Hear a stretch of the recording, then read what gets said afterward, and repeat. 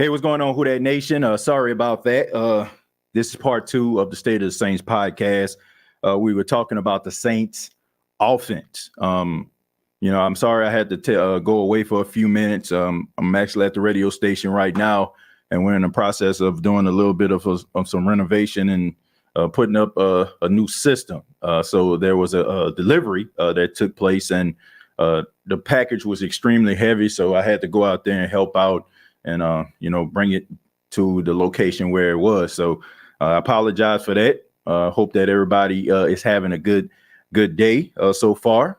Shouts out to everybody that was here for the first edition. But we are talking about the Saints offense, and we're going to continue to do so. For those that may not have heard the first part of this episode, I had to, like I said, I had to cut it off and come on back. We were talking about how the Saints can improve their offense. One thing that we brought up, number one, was putting emphasis on the running game. The running game looks really, really good. Another thing is, setting up the play action for Jameis Winston using the running game. And also we talked about utilizing Taysom Hill, as more of that Swiss Army roll. And I think there are opportunities for that.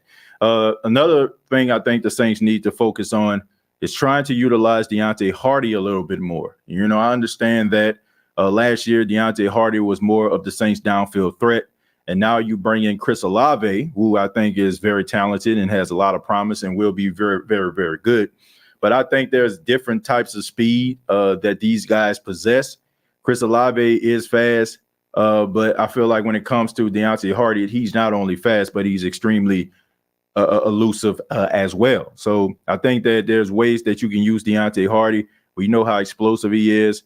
People talk about his size. Oh, he's not the biggest guy in the world. He's small, but that doesn't matter. I think that you need to add to that. I think there's ways that you can use more offensive innovation by adding Deontay Hardy to this offense. And the most important thing of all, this is very important. How about utilizing Michael Thomas? Okay, Michael Thomas, all these questions about Michael Thomas, is he going to play? Is he good enough? Is he going to be the Michael Thomas of old? The man been straight up balling. He got 3 touchdowns in 2 weeks. I think he has, about 11 catches right now. The dude basically took over the fourth quarter, and he was open the majority of the game. For some apparent reason, the New Orleans Saints decided to go down the field and stretch the field and try to go to Olave several times, which to Jameis' defense, it worked. It's just the fact that he wasn't as accurate as we needed him to be on last week. So there were opportunities, and I can understand that. There was a fine line between a pass being overthrown and us talking about Chris Olave having a monster game. I mean, he was open. So to the Saints' defense offensively, that the play was there. They just got to be able to get it to him. But Michael Thomas has been balling out there. He's been finding ways to get open. I think that, I hate to be comparing this, but I feel like if this was a game where we seen like Drew Brees or something like that, I think Michael Thomas probably would have went over 100 yards in this game because he was that open. And we also know that he has the ability to get those yards after the catch. So I think that you need to utilize Michael Thomas. I mean, he is your ex-receiver. He is a guy that that can get open. He can find those spots in the defense, those soft spots. So I think that you need to utilize this. Look, I don't think that this is going to be one of those games that just the start of something that we don't want to see.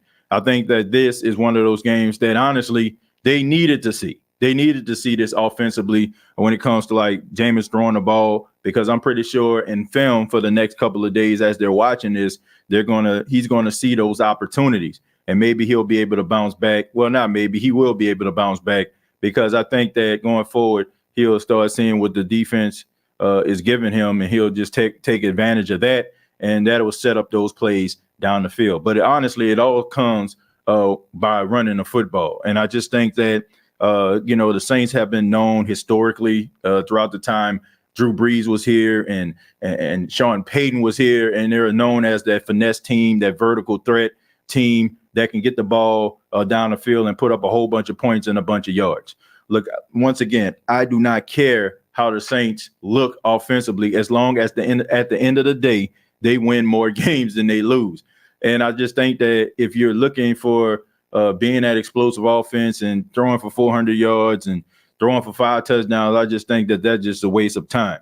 I think that they need to stop being so conservative. I think that they need to be a little bit more aggressive. I think the coaches, to me, for the last couple of weeks have been coaching pretty scared. They've been coaching not to make a mistake. Sometimes you have to be aggressive. Sometimes you got to go out there and you got to trust those guys that are out there. And I just feel like the coaching staff is way too conservative. From the choice of actually punting instead of bringing Will Lutz out there.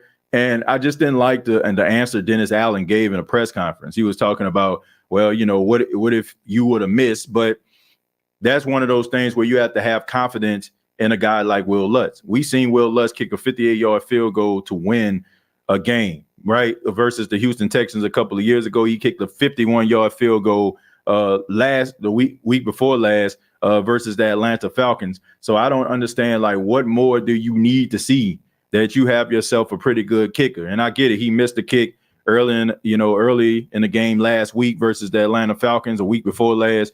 But still, I mean, you got to be able to trust these guys. And I just think that coaching scared, not being aggressive, not being able to go out there and trust your team to be able to make the play, I think that that's going to come back and haunt you. Like, I just think that too many people are playing scared on his team and in his organization right now. Too many people playing scared, too many people worrying about what other people may think, too many people worrying about what Monday morning quarterback going to do. I don't know. But all I know is the best teams and the teams that are always there in the end, those are the teams that's not afraid to trust their team.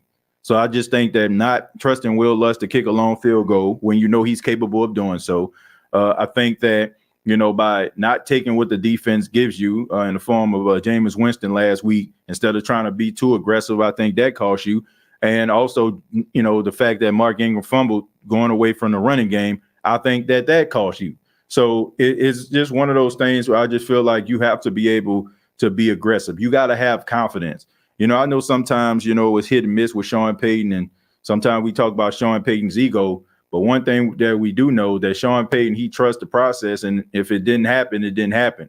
I think he felt like, well, I'd rather us not convert, and me just thinking in the back of my mind, what would have happened if I would have went for this play instead of punting, right? So I just think that you have to be a little bit more aggressive. Okay. Look, everybody seem like they're trying to sustain their position. Look, you can't sustain your position by being conservative, right? You go out there and you let it all hang out and you do what's best and you execute to the best of your ability. And that is what's going to keep you around. But I just think that you're not going to win many games, and you're going to find yourself in plenty nip-tuck games if you're just trying to do the right thing all the time. Like the numbers say I should punt. The numbers say I should have ran instead of passed, pass instead of run. Like, look, man, sometimes you got to go out there and just try to be aggressive. And I just think that the offense can't play like that. It seems like they're playing scared. And another thing is you can't just rely on your defense to just go out there and complete and constantly get stops. Sometimes, you got to have that offense. I mean, they've been giving the ball back to the offense over the last couple of weeks, and the offense has done absolutely nothing. So maybe they can put emphasis on a running game, especially since more than likely Alvin Kamara will be back.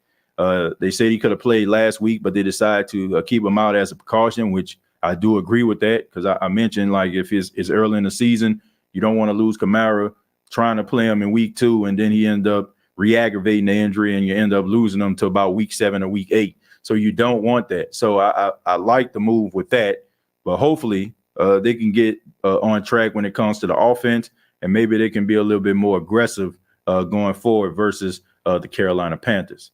They got 77 people watching this right now. I ask that you hit the like button if you enjoy the State of the Saints podcast. We're going to go ahead and read some of your comments, and then we're going to go from there. It says, we got way too many weapons to even lose, I feel. Well, look, I don't care how much talent you have on your team. I don't care how many weapons you have.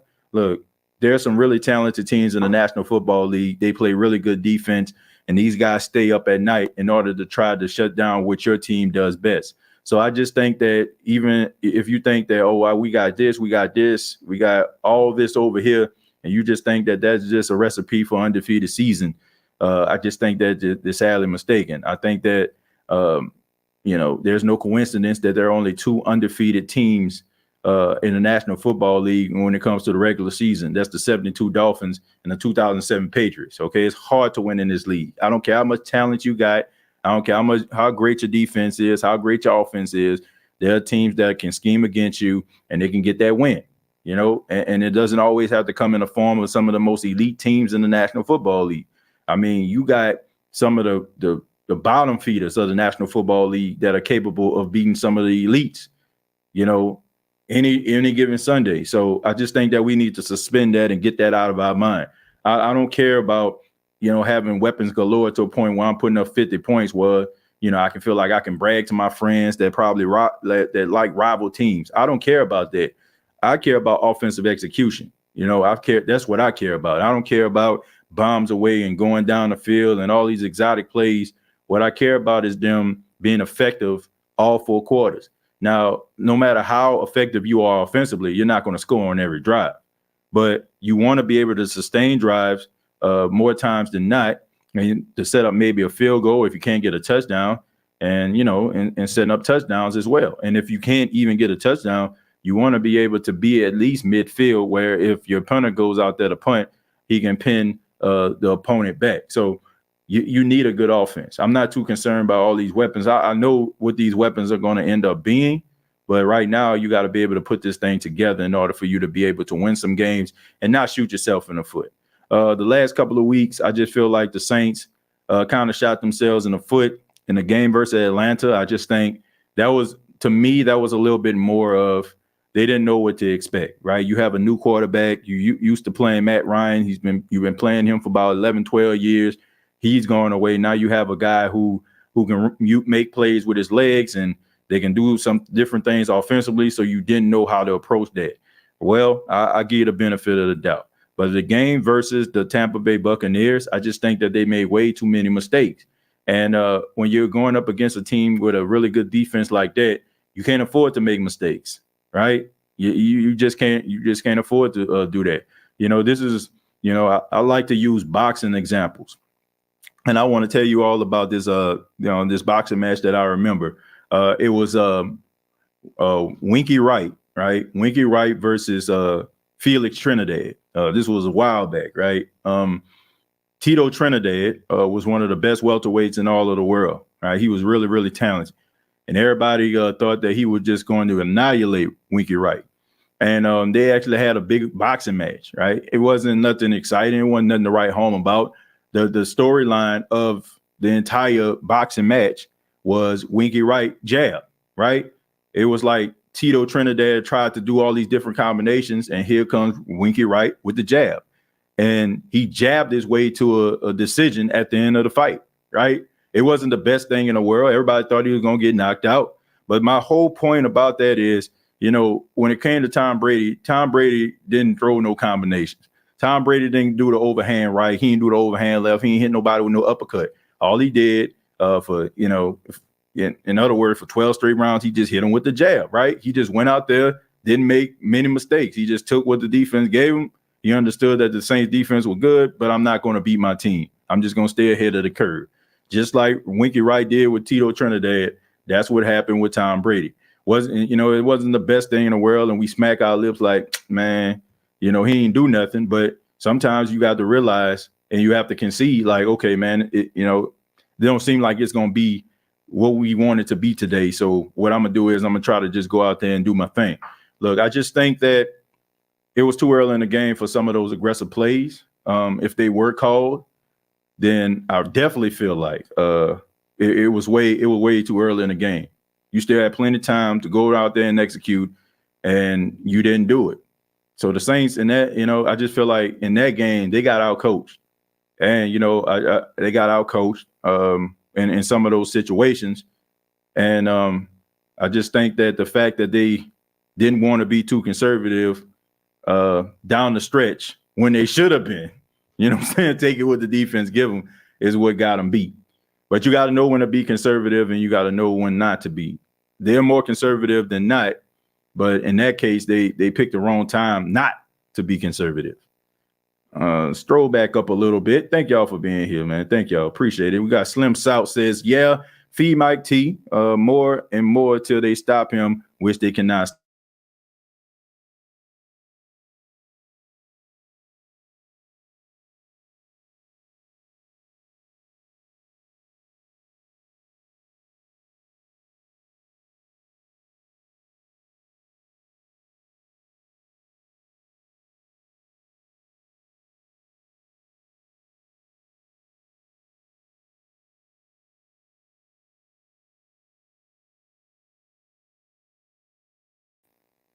All right. I think we had a little issue, man. Like I said, we have a little issue here, with the internet connection.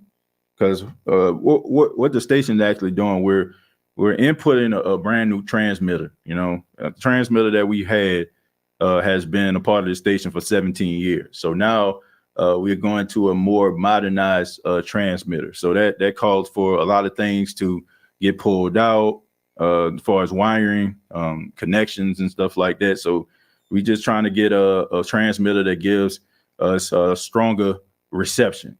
So that's what's going on. That's why I had to leave for the first show, because there was a part that we need for the transmitter install here at the station. We needed to bring that to the tower. So that's why if I'm glitching a little bit, I'm buffering, I apologize. They're working at the transmitter. They're moving some things around. The Panthers will come after Jameis now knowing he is hurt. Well, I think they're gonna come after Jameis anyway, because Jameis has not, really done that well against the blitz when they're sending pressure. So, and then not to mention, he's been holding on to the ball too long. Those 10 sacks that the offensive line have given up, a few of those sacks you can kind of put on Jameis for holding on to the ball too long. You got to let that ball go. I mean, holding on to the ball more than 3 seconds, more times than not, going to end up allowing your offensive line to look, more, worse than what they actually are. I don't think the offensive line of the Saints are that bad. I just think that you got to be able to work with them. Now, there are times where they're going to get beat, but there are other times where they're giving you perfect protection by NFL standards, and you're not going out there and getting the ball out, and you get a sack. That's on the offensive line. It makes them look like, oh, they're not doing their job. This kind of reminds me of the Pittsburgh Steelers, like with Ben Roethlisberger early in his career. He will hold on to the ball too long, and they'll end up getting sacked, and everybody would talk about how bad the Steelers' offensive line is. But I don't feel like some of those sacks were an indication of how the offensive line of the Pittsburgh Steelers actually were. I just think that nobody really looks at how the sack took place. They just say, oh, the offensive line gave up these many sacks, right? Sometimes it's not even the offensive line fault, by NFL standards, you should be able to hold your guy for at least about 3 seconds, right? For the quarterback to be able to deliver the ball. If you're not doing that, then maybe you need to look at the quarterback. In some cases, they did sack the quarterback because of the offensive line, but there are times where Jameis held on to the ball too long. You got to be able to let that thing go. This is a wake up for the Saints offense. Well, I don't know. I mean, I just think that they've been playing bad. I just think that they need to have a complete performance. Now, we can say that, this is one of the main reasons why you got to play the preseason games, right? That what some people say. I don't believe that. I mean, I didn't see Josh Allen out there that much during preseason, and they putting up about 41 points. I've seen, I didn't see Tua out there too much, or Tyreek Hill or Jalen Waddle in Miami that much, but they out there putting up all them yards. So I don't think that playing in the preseason is a deciding factor, like how your offense is going to respond. I just think that it's way too conservative in New Orleans. It's way too much fear. And I'm afraid, and I hope that's not the case, but I'm afraid that based on last week, they might end up being even more conservative. And I don't want that, right? Jameis turns the ball over 3 times, 2 interceptions. One of them was a pick 6, and they just sit there and like, I don't know. I just think that if you're trying to throw the ball 40 times, right? Why? My question was like, why were the Saints even throwing the ball 40 times? Like, to me, if you're throwing the ball 40 times, it's like you should be way behind. It's like when you start reaching 40 and 45 times, it's like you playing from behind. So you got to sling that thing. 7 minutes and 49 seconds until like the fourth quarter. This game was tied at 3. So to me, I just think that throwing the ball over and over and over again and not putting emphasis on the run, maybe because a guy fumbled, is dumb. That's just dumb. You just basically taking your team out of the game. And eventually, if teams start to catch on, like you throwing more so than you running, then they can really pin their ears back and come after you.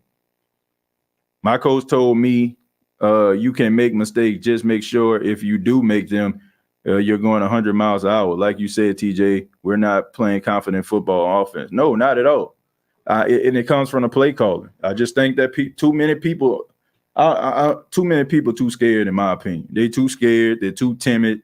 It's not enough aggression for me. Like, this is a talented football team, but it's just something is missing. It's just something missing. I'm not seeing swag. I'm not seeing confident. I'm not seeing guys believing in the play. You know what I'm saying? Like, I mean, not the way that they're calling these plays, in my opinion. It just seems like they're playing not to lose instead of playing to win. I mean, go back and look at it. It just seemed like it's just way too conservative. You know, way too conservative. Look, man, you got to go with what works. I don't know if, we trying to keep everybody morale high, so we're going to throw the ball this way, throw the ball that way. We're going to run with this person, run with that person. Look, man, you got to go for what works. And if you have a really good, potent running game, look, you run that rock. You run that rock, you get them to try to stop you. And I'm very confident in this running game because Tampa Bay's, defensive line is really good. So you being able to run against them and be able to get positive yards and averaging 5 yards a carry as a running back group, that's optimistic to me. That's positivity to me. So it tells me that you can actually run the ball. So if you can run the ball against Tampa, I feel like you can run the ball against anybody. Now there's different levels to this, right? There's different ways teams can scheme against you, but I just feel like that it don't really get any better than that when it comes to run defense, right? I mean, we're up there with them, more times than not. I mean, we basically shut down Leonard Fournette. He had like 2 yards to carry. So going up against Tampa and being able to get running success against them, I just feel like that should be something that's positive, and that's something that you may need to look at. Once again, I understand people love the passing game. They love seeing those passes getting thrown down the field. They love watching these players get behind the defense and catch one of those big bombs. But, man, I care more about winning than long bombs down the field, right? I mean, people were talking about the deep ball for years. Like, we ain't got no deep ball. Look, I don't think the deep ball is necessary. I think the deep ball needs to be in the back of a team's mind, right? I think that's what it comes down to. Like, if you see a quarterback and you know that he doesn't have the ability to throw the ball down the field, it can change the way that you play defensively, right? But if you have a quarterback, even if he's not throwing the ball all the way down the field, but he has the capability of doing so, you still have to respect the fact that he can throw the ball down the field. I don't feel like throwing the ball down the field needs to be an actual thing all the time. I just think that teams need to respect the arm talent of your quarterback. That is the key. So I don't care how they win, if they're running the football successfully, I'm telling you, you have to take that into account. That's when you start seeing guys 8, 9 in a box, right? And then that sets up a lot of man-to-man coverage. And if you have talented wide receivers like Michael Thomas and Olave and Landry, those guys are going to win their one-on-one matchup. So even if you're like dialing it up down the field because Olave gets behind the defender, or the fact that Michael Thomas wins his matchup on a shallow cross, or a Jarvis Landry on a slant route or something like that, you're still winning. You're still getting the ball down the field. So I just think that you need to utilize that. The running game, to me, sets up endless possibilities for this offense. So that's the way I feel about that. I'm gonna stroll down just a little bit.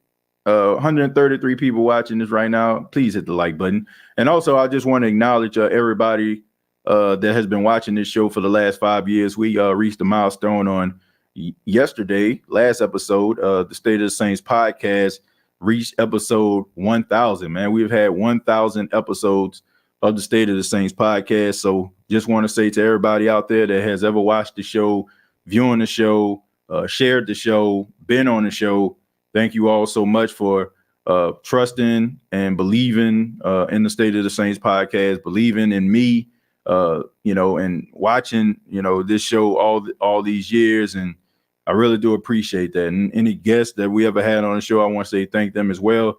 That's a great feat, the fact that, we had 1,000 episodes and had over 2 million views as a podcast is extremely humbling and great. And we're just getting started, man. We're just getting started. Chosen says, TJ, another thing we may not pay attention to is that Kamara is good at picking up blitz. He's a pretty good blocker. We missed that last week as well. Yeah, I mean, he is a good blitz pickup, but if I had to chosen out of Mark Ingram and Alvin Kamara, like who better at picking up the blitz, I'll go with Mark Ingram. Mark Ingram is really good at that. I just think that, once again, I think he fumbled that football, and I just think that the Saints, for some apparent reason, they just threw it out. Maybe because I don't know if they just don't believe in, Dwayne Washington or Tony Jones. I don't know what's going on with that. But all I know is you're a really good running team. And as a head coach, as a coordinator, you got to be able to pay attention to that. I don't care if you have to hire somebody that just picks up, like what you're actually doing as far as plays, and they like, well, when we ran this play earlier, like it seems like to me like we can run the ball. So I think you need to, like, even if you have to have some offensive counseling or something, I don't know. But I just think that the offensive line was blocking too well when it came to the run for them to just get away from it and just throw themselves completely out of the game. It's crazy. You got about 7 minutes left. Yeah, Tampa scored. We talked about all that. But it still was 10-3. It wasn't like it was 27-3. It wasn't like it was 28-3. It's not, like you still were in the game. All you needed was a touchdown. Heck, if you would have just got down there and got a field goal, and then the way that your defense was playing, you could have possibly made a stop, right? And then got the ball back and probably, had an opportunity to win with maybe like 3 or 2 minutes left on the clock. Like there were different ways that you can actually utilize that. But I just think that being too aggressive, looking at the game like, oh man, their defense is just stonewalling us, and we not getting close to the red zone. So we got to do something. We got to do something here. We down by 7. Like, man, take what the defense gives you. Take what they give you. Like, you don't know what happened. Okay, we're saying that Michael Thomas was open on a shallow cross, right? Throw the ball to Michael Thomas. They say it was supposed to be like a 5 to 7 yard game. Who's to say that he couldn't break a tackle? Or maybe get separation from a guy, and that 7 yards could have been like 14 or 15 yards. Like, we don't know. But when you just start to panic and just like, okay, man, like it's nut cutting time here. We need to get down the field. Like, no, man, like you still had enough time. Like you at this time, you had all your timeouts, and if you're just nickel and diming it down the field, like it still gives you and sets up an opportunity for Will Lutz to go out there and kick a field goal. And once again, that's still points on the board.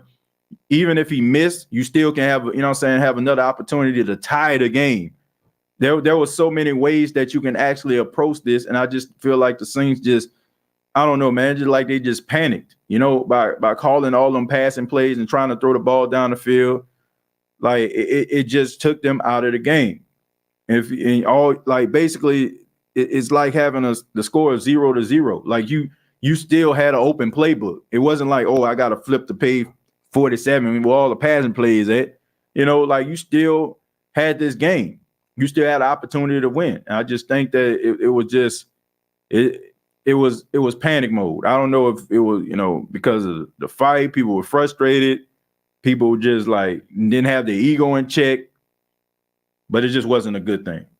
Hey, TJ, I've never understood sacks. Like, why wouldn't a quarterback just throw the ball out of bounds instead of losing yardage?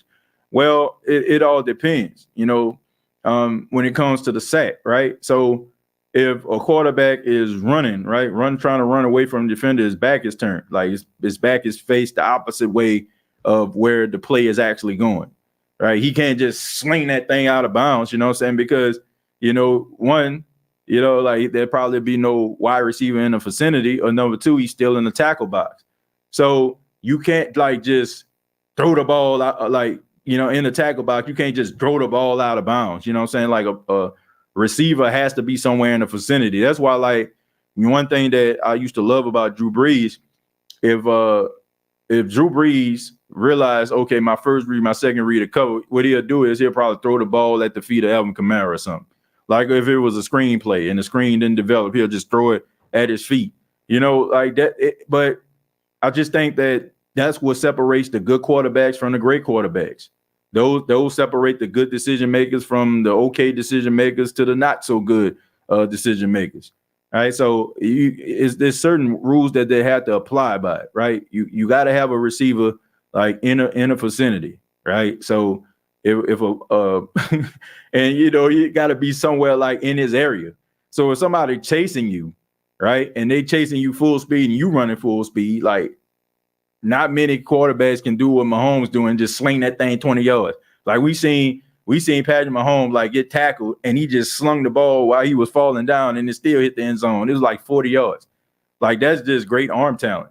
But you have these other guys out here, man. If you're under duress and you're running, it's kind of going to be kind of hard if a wide receiver is like 10, 15 yards upfield and you're trying to get the ball to him. He's not going to be in the vicinity. So that would be considered intentional grounding. And it's a penalty and you lose a down. So there are rules that they have to apply by. So that's the reason why, some would just actually take the sack. So that's pretty much why, quarterbacks just don't just be looking for out of bounds. Yep, the offense is looking soft. Is timing, boss. What you think will happen to Winston if we don't make the playoffs? He won't be the quarterback on his team next year. I mean, it's just plain and simple. I mean, if you want somebody to sugarcoat and say, they might give him another chance. No, he won't. This is Jameis Winston's last opportunity. This is it. This is it for him, Mike, because here's the reality. Okay, you can talk about Tampa Bay and the ineptitude of coaching and snake bitten franchise and not being able to like produce real good head coaches and, be able to, have a good team offensively or defensively.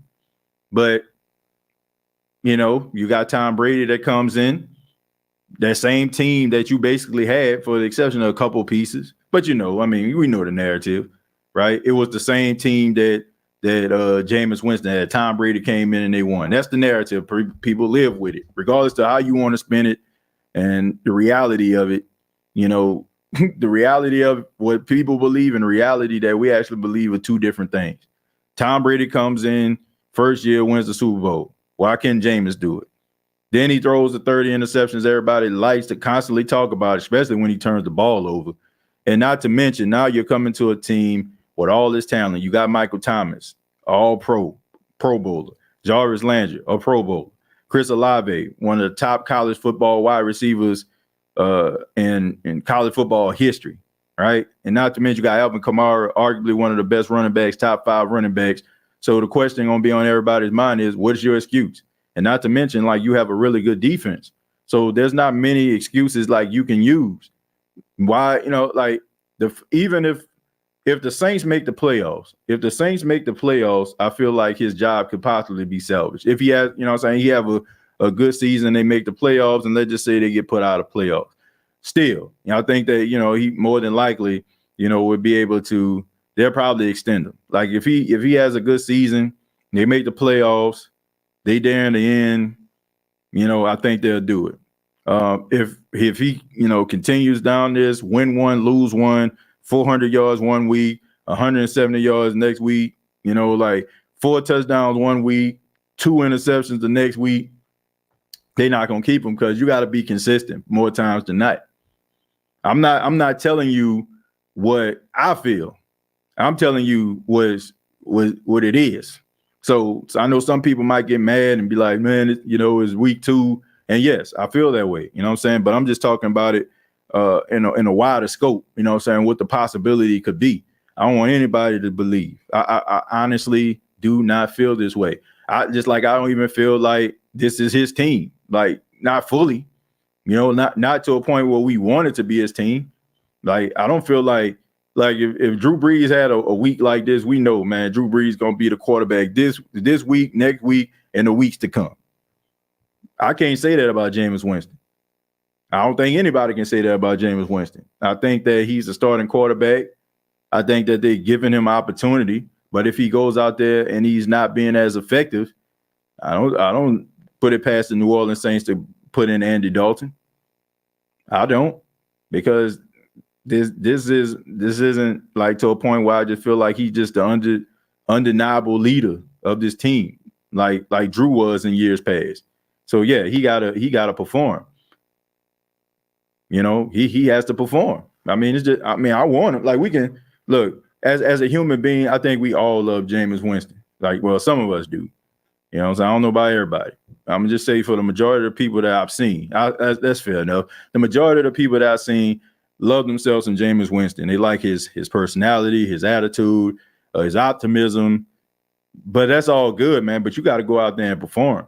And people care about results. You know, people can like you all day. You know what I'm saying? Like, you can go to the barbecue and be the life of the party and all that kind of stuff there, man. You know, but people want to see if you can produce. And if you're not producing at a high rate, if you're, you know, you too up and down, teams don't know what they're going to get from week to week, they're going to go in a different direction. Because the word for the quarterback position is consistency. They want to know that you are consistent more times than not. If you're not, then you know, you might find yourself on the outside looking in. Educated Aries says, salute, bro. Congratulations on the success, new subscriber. Well, I appreciate it. Thank you for subscribing to the channel. Who that TJ? What's going on, Young City? Jason, I agree with you. SOTS subscriber since 2018. Yeah, Jerry, you've been here since the beginning, and I appreciate that. 132 watching, 1 like. Yeah, I don't know. I don't think that's accurate. Probably, you know what I'm saying? Probably before you probably said that. Hit the like button. I agree with that, though. You know, hit the like button if you're here. Only take a few seconds. Just hit that like button. You way better than those fake analysts like Nikki on First Things First. Hey, look, man, Nick Wright is a character. It's just it is what it is. Man, these guys, like, we have to understand. We have to understand that it's about television, and being on television is about entertainment. Doesn't always have to be about being right and being wrong. It's about entertainment. Like, it's about keeping the sponsors happy and keeping eyes on the product. That's what it's all about. It's not so much about being right and being wrong. That's why a lot of times these guys jump out the window, because at the end of the day, you might clown them for being wrong, but that check gonna be right. You know what I'm saying? For real. Like, shoot, like, we can go out here, man. Look what he said. Look what he said. And I do it all the time, but I don't think these guys care. You think Stephen A. Smith cares? Like, okay, I said, like, I posted that about them talking about the Bucks and the Saints being a rivalry on first take yesterday. And you think he actually cares? No. You know what I mean? This guy makes what, about $12 to $14 million a year, you know, to talk loud on TV and say all these, you know, funny things and make fun of the Cowboys. So you think this guy actually cares? So these guys are about, you know, holding their position and being able to be capitalists. And if that means I got to troll a little bit, that means that I got to, you know, be the bad guy. If that means I got to portray this role, then fine. Because I've learned, like, interviewing individuals and getting to know individuals behind the scenes, that a lot of them are completely different than what they actually portray on television. I mean, I just think that is a little bit of a character. Now, this is where I differ from that type of logic and thinking. I just feel like it's going to come a time where you're not going to feel it, right? You're not going to be into it, and it's going to be noticeable if you go on television and act a certain way or portray yourself in a certain way, because people are going to be used to you being one way. That's why I decide just to be myself. You know, to be honest with you, I can do that. I can be a troll, or, you know what I'm saying, be like one of the people that just have these hot takes and tick everybody off. I mean, I feel like I'm capable of doing that, but I rather, you know, be true to myself and don't, you know what I'm saying, and don't lie to myself and don't lie to the general public at the expense of a paycheck. You know, some people will do that. Some people will play the role for a check. And then you got other people out here that stays true to themselves. But I look at like some of these other guys out here, you may not like them, but like Joe Rogan and Pat McAfee, like these individuals that are unapologetically themselves, and things seem to work out for them. That's the lane I feel like I want to be in, because it's only a matter of time before somebody actually sees the passion that you have, and is rather a sponsor wants to invest in it, a company wants to invest in it, or good things are going to happen. But as far as Nick Wright, I just think he's a character. I don't believe remotely that's who he is as a person, but it is annoying, and I think he knows that. He even acknowledged that a few times. More Andy Dalton, Juwan Johnson, and Tony Jones will help. The offensive line played better, so that's a good sign. Well, I can't say at this time that Andy Dalton is the answer. I can't get down with that right now. I just think that it's too early into the season. It's only 2 games into the season. Now, if this continues to happen, right, the turnovers, the injuries, stuff like that continues to happen, then I think maybe you need to go to Andy. But after 2 games, man, I just think that we just need to calm down. I just think that we have been programmed to believe that Jameis Winston is who he is, and we just like, he ain't never gonna change. And then after this game right here, it just kind of, build up our anxiety, right? It just made our anxiety even worse when it came to him. So now it's like, well, this is the sign of things to come. So let's just go ahead and get rid of this right now so we can move forward. But it's no guarantee. It's no guarantee that he's the answer. I'm talking Andy Dalton. It's no guarantee. Like, if you go to Andy Dalton, would you think the Saints going to reach their full potential? Like, it's no guarantee that can happen. So I just think that it's just week 2, and I think we need to see more. Now, if it continues to happen, then I'll be on board. But it's only been 1 game. I feel like our dome field advantage has kind of lost its touch. I definitely love us playing on the road, more dog in us. Yeah, Reggie, yeah, the mystique of the Superdome is gone. The dome field advantage and all that kind of stuff, like that's passe. The Saints are like 15-10 and since 2019 in the Superdome. So as far as like it being like this place where dreams come to die, not so much these days. That's what happened to the Vikings on Monday night. They got away from running the ball with Delvin Cook. Kirk too much passing. Yeah, man, I didn't understand that. I didn't understand why they was I understand why they were passing the ball, because you got Fletcher Cox and Jordan Davis up front. You know what I'm saying? Like, shoot, you ain't about to run on that. So I can understand why they decided to get away from the run, but I just also felt like maybe you need to like utilize the screen game, maybe let those screen passes be an extension of the run, and maybe that could have happened. But putting your hopes and dreams and fate and Kirk Cousins on a primetime stage on Monday night is a recipe for disaster. I mean, I don't know if it's just the lights get too bright for him, or I don't know. Maybe he go to bed around that time more times than not, and he just not prepared. I don't know what's going on, but this guy plays terrible on Monday nights.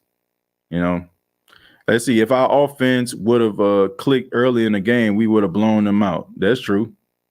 If it would have, but if Jameis would have connected on some of these deep passes, I don't even think we would be having these conversations. Like I said at the beginning of this show, it was a fine line between Chris Olave having 5 catches for 80 yards and him having about 7 catches for $160 or something like that. Like he was open. It was just the fact of getting him the ball, and the accuracy issues down the field were a problem in that game. Winston should have been he shouldn't have been playing with a broken back. I mean, he missed running first. 10 plus checkdowns, 3 picks, 1 fumble. Nah, they did wrong by him playing him with a broken back. Well, I do agree with that. Sometimes you got to protect these players from themselves. Player is going to play because they're a warrior, and that's what he is. He's a warrior. He's a guy that's going to battle it out. He's a guy that's going to continue to, to fight to the very end. And that's just in his DNA. And I commend him for that. Everybody know how I feel about him, but sometimes you got to protect those guys from themselves. And I also just think that, Jameis knows what's up when it comes to his position with this team and his position in his career. And I just think that, he wants to go out there because, I mean, you gotta, you know what I'm saying? You gotta be a competitor on the field and you gotta be a competitor off the field as well. You know what I'm saying? And I don't care how many times, Andy Dalton gets on the mic like, man, I'm here, Jameis needs me to see things. Man, this man want to play. All right. I don't care who the backup is.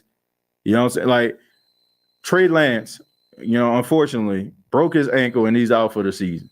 Jimmy Garoppolo, who been starting for the 49ers, now was the backup. They restructured his deal in order for him to come back. Boy, you talk about the guy smiling down on the 49ers, but you don't think in the back of his mind. Like, he probably didn't want the guy to be hurt, of course. You know what I'm saying? But probably in the back of his mind, like, man, now I got my chance again. Like, these guys are competitors, man. These guys ain't trying to sit around holding no clipboard. These guys want to play. So you don't think when you think Andy Dalton, if Jameis Winston goes down, you think he gonna have in his mind like, man, I just want to hold this down until Jameis gets back. No, he gonna go into the game like, man, I'm about to light this thing up so I can take his job. It's a competition, folks. And you know what I'm saying? Like, just because these guys on the same team don't mean that these guys don't want their position. You don't think you have Justin Evans who's been playing nickel and safety for the last couple of weeks. You don't think Alontae Taylor wants his job? You don't think that? You think he just came in the game, okay, man, let me back up Marshawn. Let me make sure I just do a commendable job. These guys want to play, all right? So you don't think that he has that in the back of his mind? He does. And I think that plays a huge role, but that's when teams have to step in. And we all know that these teams care about the bottom line. And, regardless to what they say about these players, man, these players are accessories. You know what I'm saying? Like, that's what they look at them as, like, go out there and make the organization look good. And sometimes, they know these guys are hurt. They know the severity of their injury. They know what the cost is. But we need to get these wins. So sometimes you got to protect those players from themselves. And in that case, I don't know. I think that we got to be very careful because if Jameis Winston would have won this game with 4 fractures in his back, then the narrative would have been, man, that man went out there and beat the Tampa Bay Buccaneers with 4 fractures in his back. Now it's like, oh, he had 4 fractures in his back. That's the reason why we lost. Nah, man, like, we can't have it both ways because we would have sounded like some of these spin doctors out here. Like, one thing we're going to do sometimes, and we got to get away from it, we're going to spin a narrative to benefit how we feel. It's like it's like this Tampa Bay Buccaneers fan put on Twitter. He put the Tampa Bay Buccaneers beat the Saints 2 out of 3 times in the Superdome. Like, we can basically spin a narrative any way that we want to, right? To benefit us, the way I think. And they've been beating us, but we beat them 2 out of 3 times. Well, what happened the last couple of times? You know what I'm saying? Like, why is everybody making this a big deal? Why is the first time, Brady beat him in the regular season? So we can make a narrative to, make us feel better about ourselves or whatever, but, we got to be careful with that. Because like I said, the narrative would have been he would have went out there and beat Tom Brady and the Tampa Bay Buccaneers with 4 fractures in his back. But now we're trying to, use that like, oh, that's the reason why he didn't, I don't know. All I know is people don't care about that. Like, they're not saying, they're not bringing doctors or, chiropractors or nobody out on TV trying to have giving people a reason to have sympathy for Jameis Winston. What they're doing is they're putting up those 3 interceptions and they basically saying that's who he is. They'll take it any way they can get it, folks. Okay? Nobody cares. Like, you have these guys going out here, high ankle sprains, taped up to the gills. Oh, they didn't play well. That's the narrative. When you're out there, the only thing people see is your number and the name on the back of your jersey. I think Shannon Sharp said that. That's absolutely right. If you're out there, they feel like you well enough to play. So they're not going to throw him any life rafts or anything like that, or life jackets. They need to keep the narrative alive. So In that case, that's when you have to have these coaches protect these guys from themselves. Minnesota offensive line isn't good at run blocking, if we're being honest. It's very early in the season. We just have to hold our judgment until the end of the season. A lot can change. Yeah, that's what I'm saying. A lot of people are prisoner of the moment. A lot of us is just upset that we lost. And we know, man, it's a bad taste in our mouth, right? From Sunday to Saturday, right? We have to be constantly reminded this team lost and what they're going to do. And is this an indication of what's to come? And, when you start thinking about that fourth quarter comeback, it don't look as heroic. It starts to look like, we did struggle against the Falcons, right? You know what I'm saying? It goes from, man, that was a hell of a comeback to, yeah, we did struggle against the Falcons. Yeah, and then we lost to 10. It starts to change because we don't like to lose, right? So we try to, we don't like that feeling. But like you just said, Dana, it's early. It's too early in the season for us to say that this is an indication of anything. Saints 3-1, Bucks 2-2 headed into Saints Week 5 home matchup versus the Seahawks. Their schedule will improve. Saints offensive cohesion tells me so. Positive vibes, family. Look, all I know is I don't know what their record is going to be. All I know is you need to be able to get this thing together. And, we can't be out here being on some Trevor Siemian-ish, right? Meaning, you basically getting yards in garbage time when the defense is about as soft as a baby's bottom. You got to be able to execute every single quarter, right? There should be some quarter of offensive efficiency I can pinpoint coming on this show. Deuce or Wyndham can go on this show and break down, or Nick Underhill can do the same thing, or some of these other people out here that break down the film. So when I can basically fast forward, the last couple of weeks for the New Orleans Saints, let's just be real. Let's just be honest. I know we don't want to admit this, but let's just say if you're one of those Saints fans that missed the game because you had to work, right? I mean, honestly, if you go back home and watch this game on DVR, you're like, no, don't tell me what happened. Don't tell me what happened. I'm going home to watch the game. And you go to your house, you sit down on your very comfortable recliner, right? You chilling, right? You chillaxing. And you know what I'm saying, you got your nice beverage, you know what I'm saying? You got your Bud Light, your Budweiser. If you're not into, alcoholic beverages, you got your Coke, you got your Sprite, and you turn the game on. In all honesty, you can fast forward to the fourth quarter. You know what I'm saying? In both of those games, okay, they doing something right now. So basically, it's not like, okay, they went in, you know what I'm saying? Okay, how did they score this touchdown? How did they score that touchdown? Y'all know how they do it. If you ever watch or type in a team, NFL, they put the highlights up, right? That people can kind of go back in order to watch. You can basically just fast forward to the fourth quarter in both of these games. Because unless you a lover of defense and struggles, you can just go ahead and fast forward to the end of the game because there's nothing really to write home about. Couple tackles here, you know what I'm saying? Something there. Like I said, if you're into defense, but honestly, you can just fast forward, to the fourth quarter, you last couple of games. And that's something that you just don't want. You want your team to be efficient. Even if they're not scoring, they're kicking field goals or, you get into midfield, you have to punt. At least, you know what I'm saying, you can say, okay, on this drive, the key play on this drive was a 10-yard catch to Chris Olave for a first down. On 3rd and 4, they connected with Landry for 7, and then, the next 3 plays, they went 3 and out. You know what I'm saying?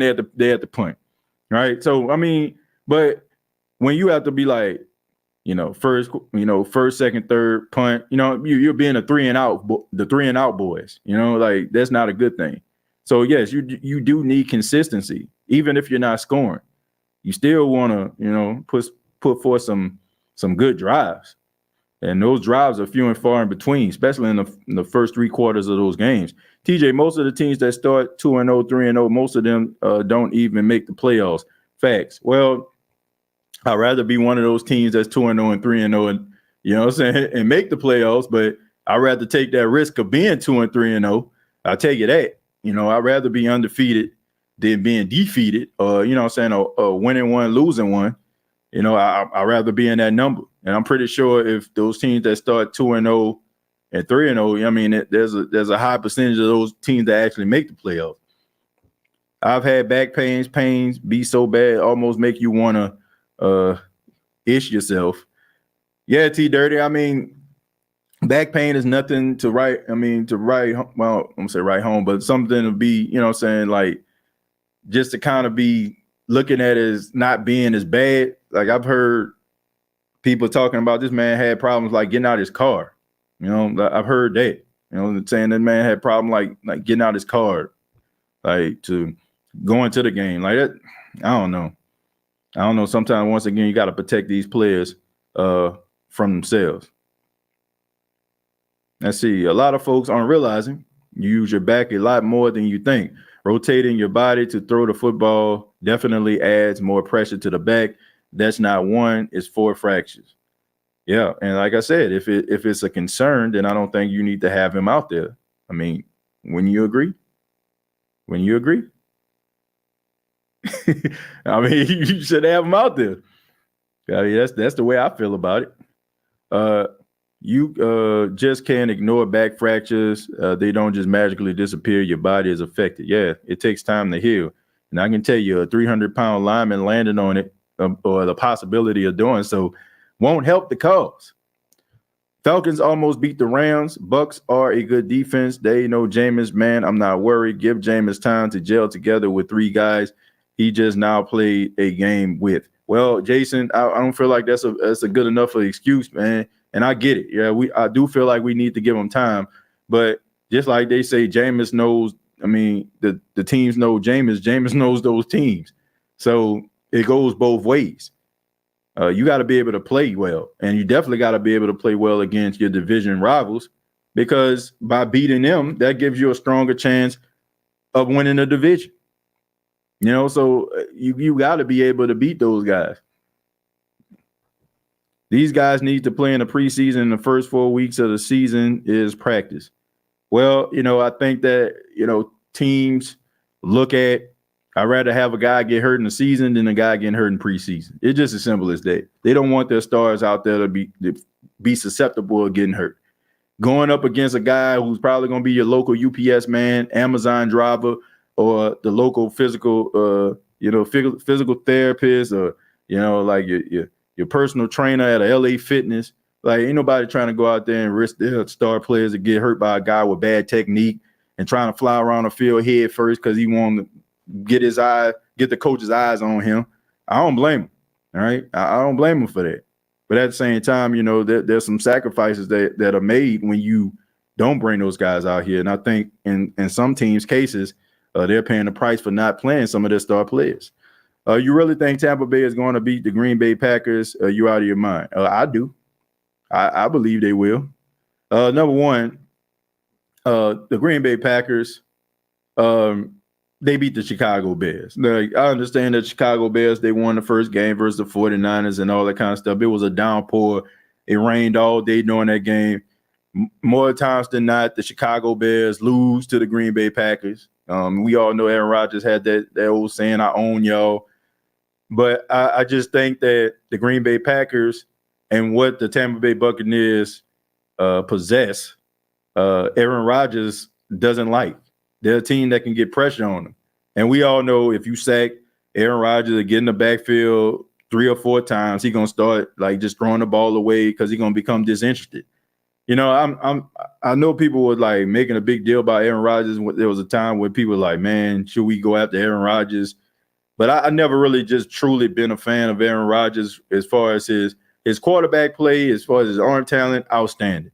I mean, you have to be an absolute moron not to respect that. But I just think that his personality in real-time situations, I think that it's going to continue to affect the Green Bay Packers.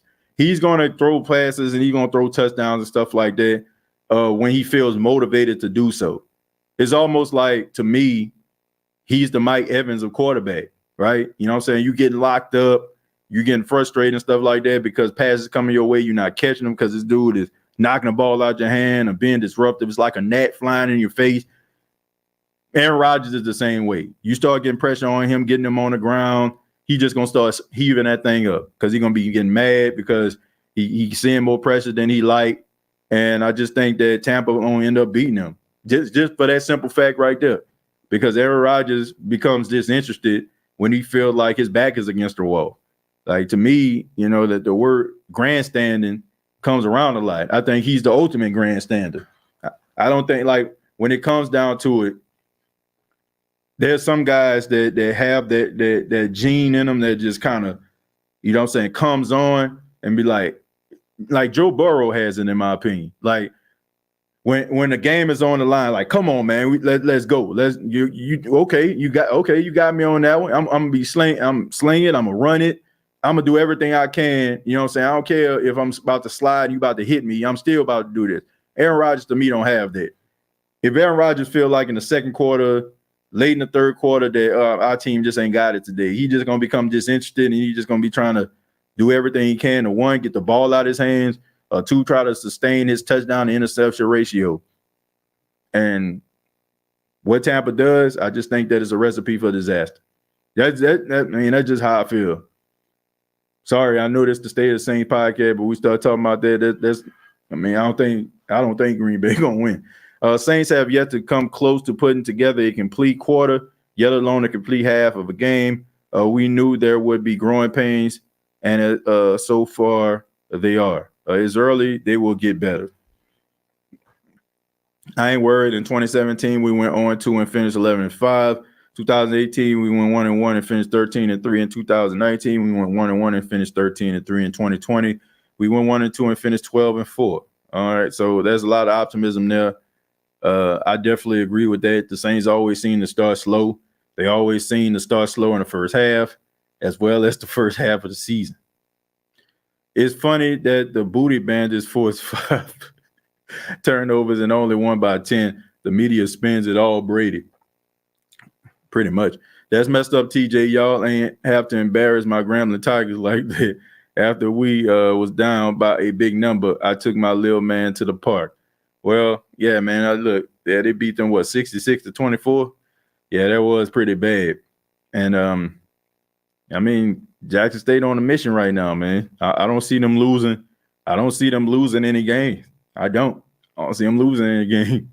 I think, look, I will say this, though. The way Grambling was playing Jackson State in the first half, when Grambling start to get more talent to be able to match some of the talent Jackson State have, that's gonna be a tough game to play, and Grambling will be good. They have the right game plan. They just didn't have the talent to be able to match up. Like, if you start getting like some of those defensive players, some of them 4 and 5 stars, which I know Hugh Jackson will, because he can get you to the lead. I think that's when you're gonna start to see an improvement. You're gonna start to see an improvement with Grambling. But they had the right game plan. They just didn't have the horses in the barn to be able to, keep up with what Jackson State was doing. Jameis been in the league 8 years in comparison. Jalen Hurts been in the league 3 years, and he's balling. Wait a minute now. Wait, hold your horses now. Wait a minute now. Wait a second. Okay, this man had one game. Where he looked like he was a beast.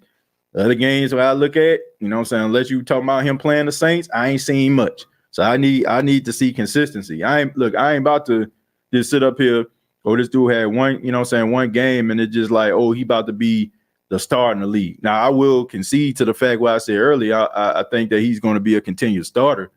But to be comparing him after one game where, he put up a lot of yards totally, but you got to be able to be consistent, man. You got to be consistent. You got to be able to play every single week with that same level of intensity, and we'll see where we at.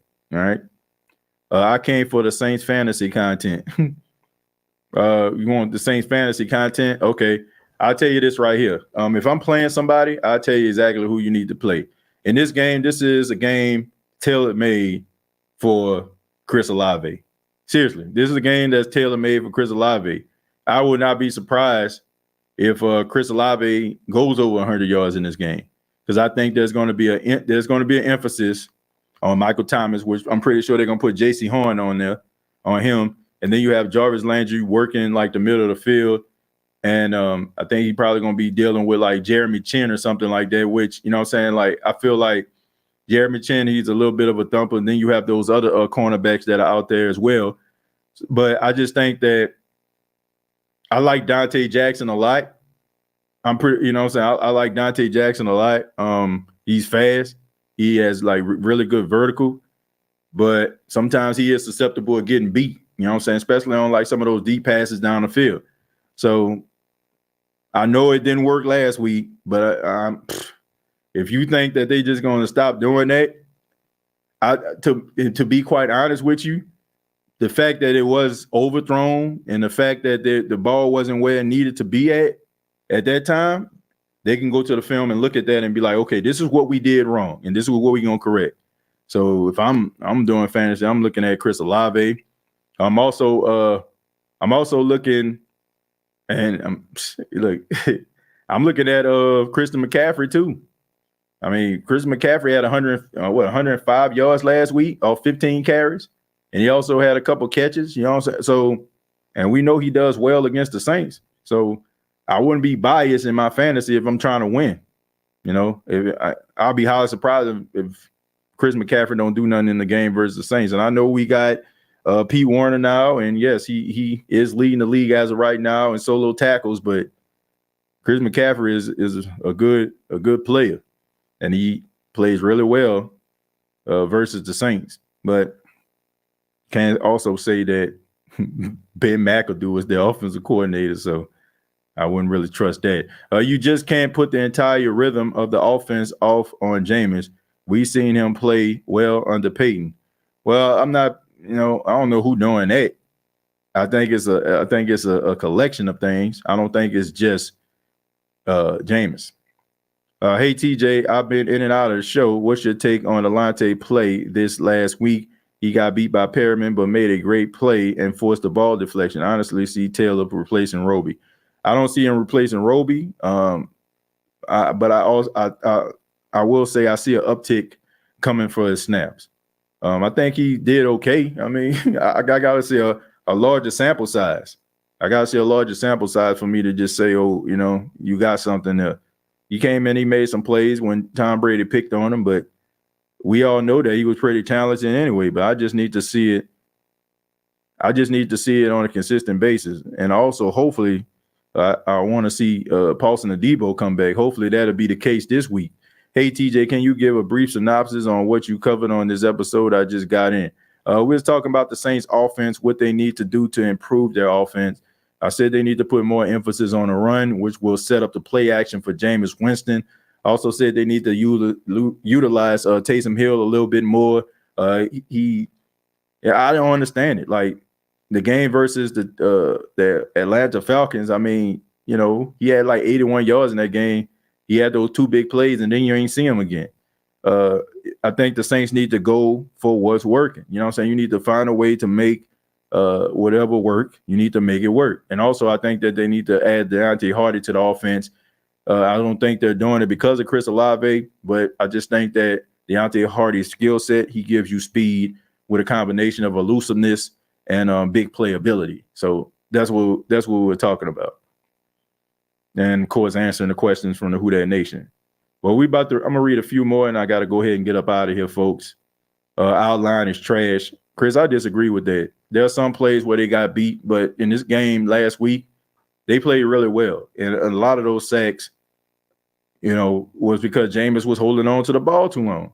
Just like I feel like in that game in Atlanta, he was holding on to the ball too long. There was a couple plays where Grady Jarrett beat them, but I just think that you have to be able to help your offensive line out by getting that ball out or throwing that ball away. And I just think that that's something that is making the offensive line look like they don't know what the heck they're doing out there. But in reality, they pretty decent. They ain't like top 3 or nothing like that, but they decent. But I think, the right quarterback making the right decisions can make them look top 3. Justin Herbert, Josh Allen, Lamar Jackson, Mahomes, and Burrow all been in the league less time than Winston. Which one wouldn't you take over Winston? I mean, I think they all are talented. You know, like I think they all are talented. And honestly, this isn't like what they say. Spider-Man, No Way Home, or whatever like that. This is an alternative universe, like where you got Justin Herbert, you got Josh Allen. Like you ain't got these guys. I mean, me saying, "Oh, I'll pick one of these guys over Jameis." I mean, what would that benefit? I mean, it's not going to happen. Jameis Winston is the quarterback of the New Orleans Saints, period. So us saying, oh, man, he ain't better than Josh Allen. He ain't better than Lamar Jackson. Like, okay. What? I mean, none of those guys are coming through the door. So we might as well just go with what we have right now and believe in this guy. You know, like what do we benefit from trashing this dude, comparing him to other quarterbacks? They not coming to play for the Saints this season. You know, they're not coming. They ain't coming through the door. So the only thing that we can do is hope that this guy, pans out and be the quarterback that his talent entails. So that's the way I look at it.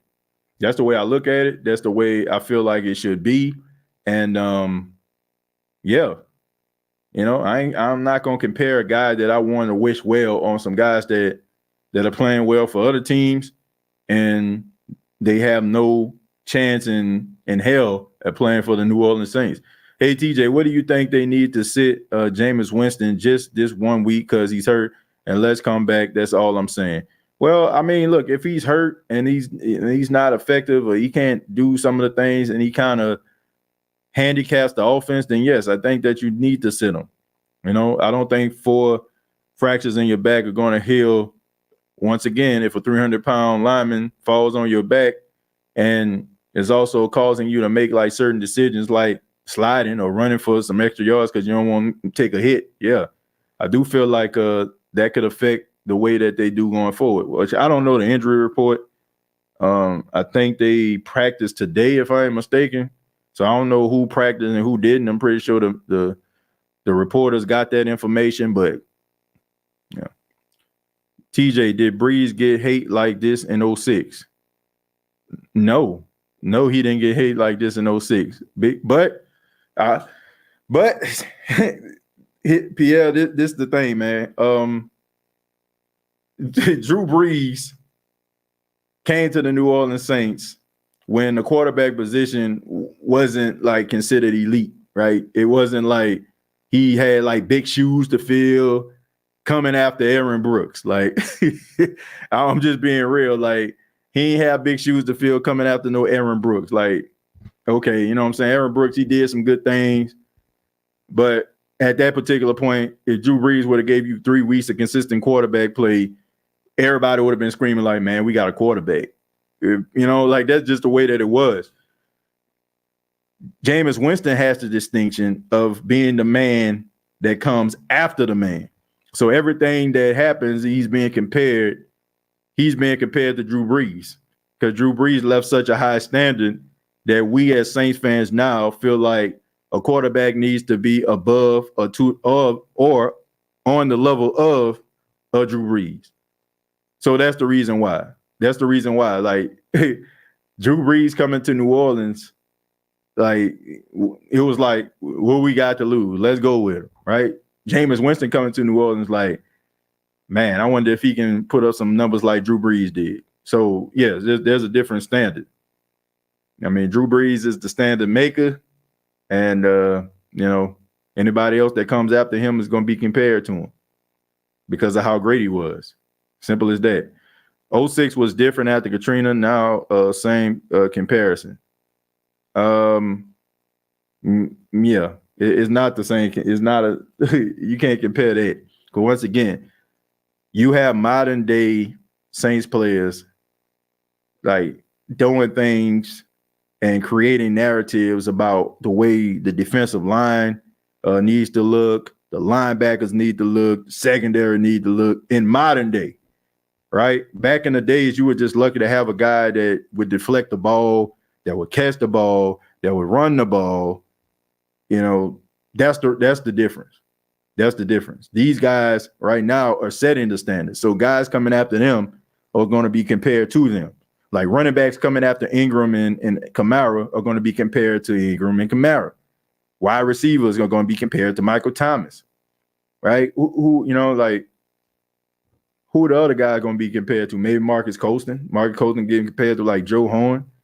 But if Michael Thomas, based on his trajectory, he's going to be better than both of those guys. And he's going to end up in the Hall of Fame if he stays healthy and he continues to play the way he's doing. So he's going to be the standard when it comes to the wide receivers. So there you go. I'm not comparing Jameis to Breeze because they are two totally different quarterbacks and two totally different eras and two totally different standards they had at the time. And finally was in with Brandon. He says he was a legend after that season, not before. He was considered washed up to be real because he was coming back from a shoulder injury and the Chargers didn't want him. Well, I don't know if, he was looked at as washed, but I think they looked at him as, Phillip Rivers has more upside. And that was during the time when we all know, they wanted the quarterback to look the part. 6'4", 6'5", 230, big arm, you know what I'm saying? Like walk off the bus. That's my quarterback right there. Drew Brees kind of changed the narrative of the quarterback position. He made people see that you ain't got to be 6'4", 6'5" to play the quarterback position. You can be 5'10", 5'11", 6 feet and still play at a high level and still generate results. So that's the way I look at it. So somebody had to be the first. Sometimes it's tough to be the first person, right? But if you set a big enough standard, then the guys coming after you will be able to have the opportunity to prove that they're capable of doing some of the things that you've done. Just simple as that. But this has been a State of the Saints podcast. Thank you all so much. I ask that you hit the like button if you enjoyed the State of the Saints podcast. Also, subscribe to the YouTube channel. Also, check out the State of the Saints podcast on Facebook. We're also available on iTunes, Spotify, iHeartRadio, Anchor FM, and you can also catch us on the Pigskin Podcast Network. Thank you all so much for being here. Have a good morning, noon, night, whenever you're checking out this podcast. And like always, all I got to say is, who dat?